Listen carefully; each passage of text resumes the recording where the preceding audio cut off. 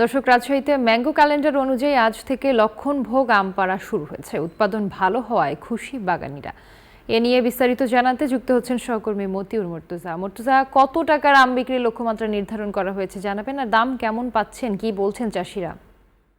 রাজশাহীতে এবছর প্রায় 800 কোটি টাকা আর আম বিক্রির লক্ষ্যমাত্রা নির্ধারণ করা হয়েছে। তবে যেহেতু সামনে ঈদ রয়েছে, ঈদের পরেই মূলত জমজমাট হয়ে উঠবে রাজশাহীর আমের বাজার, এমনটাই কিন্তু কৃষকরা আমাদেরকে জানিয়েছেন। আর রাজশাহীতে ম্যাঙ্গো ক্যালেন্ডার অনুযায়ী এখন লক্ষণভোগ আম পাড়া আজকে থেকে শুরু হয়েছে। এর আগে গুটি জাতের আমের মধ্য দিয়ে কিন্তু রাজশাহীতে আম বাজারজাত করা শুরু হয়। আর 30 মে থেকে খিরসাপাত, 10 জুন থেকে বেঙ্গমেনা বা ল্যাংড়া, 15 জুন থেকে আমরুপালি, ফজলি এবং 5 জুলাই থেকে বাড়ি আম 4 আম বাজারজাত করা শুরু হবে। সর্বশেষ 15 জুলাই গৌরমতি আম বাজারজাত করা হবে। আর বাড়ি আম 4 সারা বছরই সংগ্রহ করতে পারবেন। আম এই বছর রাজশাহী জেলায় 2,43,393 টন মেট্রিক টন আম উৎপাদনের লক্ষ্যমাত্রা নির্ধারণ করা হয়েছে। কৃষি বিভাগ এবং কৃষকরা বলছে যে দাম ভালো রয়েছে, উৎপাদনও ভালো, যে কারণে 800 কোটি টাকার আম বিক্রির যে লক্ষ্যমাত্রা রয়েছে সেটি অর্জিত হবে, এমনটাই কিন্তু